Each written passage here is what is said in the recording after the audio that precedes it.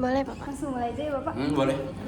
Selamat siang Bapak. Selamat siang. Dengan Bapak siapa? Saya dengan Pak Coan Purba itu saya itu dari Karo. Dia anjurkan ini saya sebagai pelatih tari Karo. Bapak izin mewawancarai mengenai tariannya Bapak. Siap. Terima kasih. Tarian yang tadi itu berasal dari daerah mana ya Bapak? Itu dari daerah Karo. Jelasnya itu adalah dari Sumatera Utara tapi dari Kabupaten Karo yang berjudul Piso Surit. Piso Surit. Oh, Piso Suri. Iya. Sejak kapan tari tradisional ini dikenal oleh masyarakat? Kalau ini sih sudah lama. Ini gini, filosofinya tari ini kan diciptakan atau dibuat oleh satu komponis Karo pada tahun masa penjajahan, karena ini berkaitan dengan orang yang di medan perang. Jadi lagu ini pastinya saya tidak tahu, tapi ini diciptakan tahun 40-an. Oh, tahun 40. Di masa zaman penjajahan. Dalam acara apa biasanya tarian ini Pak?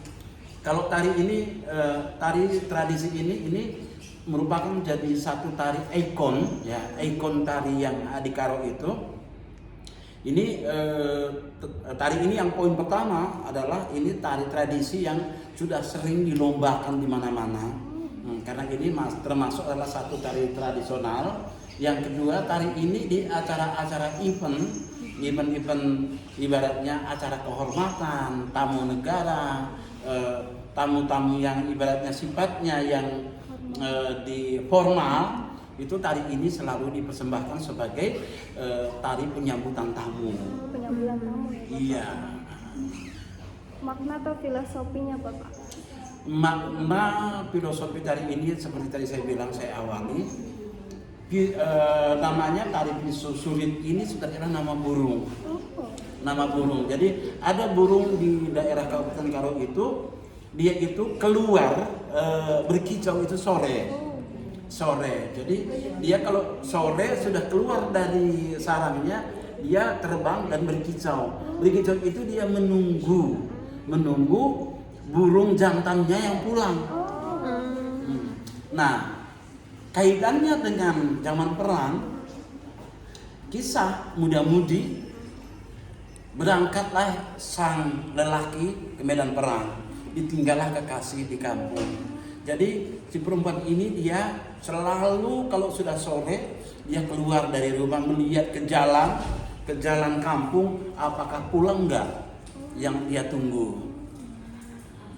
Jadi tari ini filosofinya adalah ibaratnya lebih beratnya dia ke arah pergaulan muda-mudi. Karena tunggu itu sang kekasih tidak pulang-pulang. Sama kayak kisah burung Piso Surit tadi. Tunggu pejantannya tidak pulang-pulang. Berhari-hari. Seperti itulah filosofinya. Gerakan yang menjadi ciri khasnya Bapak? Ciri khas. Iya, dari tarian yang tadi. Oh, itu kan maksudnya ciri khas dari gerakannya atau bagaimana? Gerakannya. Iya. Jadi gerakannya itu kan tadi ini kan ada berputar kiri kanan itu. Satu putaran itu terhitung dengan 1 tahun.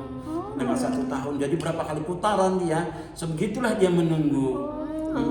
Dan apabila tangannya diangkat ke atas di bawah, itulah dia dengan cara begini dia mau berbicara, aku dah lelah menunggu, kapankah engkau kembali gitu. Ya, jadi ganti hari berganti hari, minggu berganti minggu, bulan berganti bulan, tahun berganti tahun, ternyata sang kekasih tidak pulang-pulang sampai dia ibaratnya sampai lelah menunggu. Seperti itu. Kemudian musik atau alat musik yang digunakan sebagai pengiring? Itu namanya juga tradisional ya, tentu kan digunakan alat tradisional. Yang pertama, kalau di Karo itu ada namanya musik tradisional itu ada 5 sendalanan atau 5 satu jalan. Jadi yang satu ada namanya gung, yang satu lagi ada gung penganak, ada lagi satu namanya gendang indung, gendang anak, satu lagi sarune, jadi dia 5. Kemudian kostum dan propertinya Bapak yang digunakan dalam tarian? Dia sebenarnya kalau properti tidak ada yang digunakan karena hanya kostum. Kostum itu adalah memang itu pakaian khas dari tradisional Karo. Nah, dengan di atas itu ada namanya tudung yang dia agak sedikit naik ke atas. Itu namanya tudung, itu dibuat dari kain hitam namanya kelam-kelam. Ada yang merahnya di atas, itu namanya jujung-jujungan. Jujung-jujungan ya karena memang sekarang sudah zamannya masuk zaman modern, jadi kebaya itu sudah kebaya zaman sekarang, tapi tetap aja kita ambil kayak macam Kartinian gitu ya, Kartinian atau kebaya masih kebaya motif-motif atau desain zaman dulu. Ya sebenarnya kalau dulu bukan seperti itu. Kalau dulu orang itu hanya kayak macam rabit atas, namanya kayak rabit andukan aja. Kalau orang Jawa bilang apa karena ada bahasanya ya kayak kemben gitu. Kalau dulu ya seperti itu, tapi sekarang karena memang udah sesuai dengan perkembangan zaman begini ya artinya sudah kita modernisasikan biar juga tidak kalah dengan cenanya enak looknya dipandang gitu lah, enak dipandang. Gitu. Kemudian tari tersebut itu bisa tunggal atau secara berkelompok? Itu sebenarnya berkelompok. Berkelompok karena kalau tunggal itu kalau di Karo itu tidak ada, dia itu berkelompok karena kalau tunggal itu ini kita berbicara masalah ilmu tari ya. Kalau ilmu tari kalau tunggal itu kan itu tidak mempunyai komposisi yang pasti. Ya. Tapi kalau kelompok dia bisa kita bikin komposisinya, ya kita buat dengan segala geraknya, kita buat dengan pola lantainya, biar looknya itu lebih bagus dan untuk ditonton juga kita lebih apa namanya ya lebih indah kelihatannya seperti itu. Oke baik, nilai budaya atau pesan yang ingin disampaikan? Kalau nilai budaya atau pesan disampaikan di situ makanya kita buat sedemikian rupa bahwasanya kenapa pakaian seperti itu, itulah namanya nilai budaya itu biar tidak tertinggalkan. Jadi walaupun tidak 100% dengan stylenya dengan zaman dulu, tapi setidaknya dia tidak meninggalkan pakemnya. Setidaknya dia tidak meninggalkan pakemnya. Jadi memang pada intinya zaman dulu di tahun penjajahan itu masa-masa itu memang ya seperti itu sudah ada walaupun dengan zaman kekinian enggak seperti zaman yang dulu, tapi tetap pakem itu tidak dihilangkan karena itu merupakan satu warisan kan ya. Jadi itulah pesan budayanya. Nah apalagi dalam tarian ini kita tidak melakukan gerakan-gerakan yang seperti gerakan-gerakan yang bertentangan dengan budaya.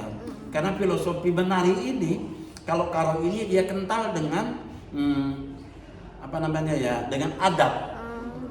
Dengan adabnya, contohnya ini pinggul pun tidak boleh digoyang, gitu ya. Pinggul tidak boleh digoyang. Kalau menari mata tidak boleh kemana-mana, dia harus tertuju dengan pasangannya. Dan juga kalau untuk laki-laki ini menari ini tidak boleh diangkat sampai lebih dari ini keteknya tidak boleh diangkat gitu ya. Jadi perempuan juga dia juga nggak boleh sembarangan untuk membuka dadanya, karena kalau menari dia satu di atas ini satu di bawah karena dia menjaga auratnya dia gitu. Jadi karena di Karo itu kan menari kan berpasangan. Jadi ada istilahnya menari berpasangan ini tari bebas. Kan tari bebas ini kan lawannya ke laki-laki. Ya kan bisa aja laki-laki di dalam mabuk, udah ini dia mencari kesempatan bagaimana untuk ada pelecehan atau apa. Jadi pada intinya kalau gerak tari Karo ini diambil dari gerak silat. Jadi gerak silat makanya dia selalu posisinya begini. Jadi kalau diserang dari bawah dia tangkis begini, kalau serang dari atas dia tangkis begini. Makanya dia tari Karo ini dia buka, dia tutup, dia buka, dia tutup gitu aja. Kemudian bagaimana perkembangan tarian ini di era modern yang saat ini? Nah itu tadi tidak banyak juga sih yang peduli, ada tapi tidak banyak, tapi tetap aja sampai sekarang ini tetap bisa dipertahankan. Saya sebagai pegiat seni ya itu memang saya merupakan satu gimana ya, memang satu ingin sekali bahwa ini tetap dipertahankan karena ini merupakan satu harta warisan kita Nah, dan ini nanti biar nanti sampai anak cucu kan keseluruhannya tetap tarian ini ada, walaupun tidak banyak orang yang suka, tapi tidak sedikit juga orang yang artinya mau gitu, mau belajar. Buktinya ini yang nari ini bukan ada satu pun tidak ada orang Karo. Ini ada orang Jawa, orang Sunda, orang Batak Toba. Enggak ada orang Karo campur-campur, tapi mereka itu bisa menari Karo. Itu. Nah, hal-hal seperti inilah perbedaan antara Karo dengan Sunda. Malahan Karo sendiri kadang-kadang tidak mau datang ke wadah seperti ini. Malah orang-orang lain yang datang. Ya, seperti itu. Kemudian yang terakhir, upaya apa yang dilakukan untuk melestarikan tarian tradisional tersebut? Ya, upayanya itu tadi. Maunya sih ya kan ada lembaga-lembaga terkait ya, mereka itu maunya ada pembinaan ya, dan bagi orang yang mau belajar dikasih wadah, dan bagi pegiat-pegiat seni juga diperhatikan dari lembaga-lembaga terkait biar tetap aja ada yang mau istilahnya tetap eksis dia, karena mereka juga kan butuh makan gitu ya. Tapi intinya kalau saya pribadi, bagi orang-orang yang memang pencinta tradisi ini, dia tidak lekang, pasti dia mau. Tapi kan mereka juga kan butuh wadah juga kan, butuh biaya hidup. Makanya tadi apapun ceritanya itu, lembaga-lembaga terkait adalah sebagai berperan penting di situ, karena nggak mungkin kita berjalan sendiri. Pasti harus ada orang yang menopang kita. Oke, Bapak, pertanyaannya sudah habis. Terima kasih ya. Terima kasih banyak Sudah Pak. mau diwawancarai. Mohon maaf kurang lebihnya. Iya, Bapak. Ini yang saya bisa bantu. Iya, terima kasih. Nanti videonya menyusul. Iya, Bapak. Iya, Bapak izin bertanya. Tapi saya takutnya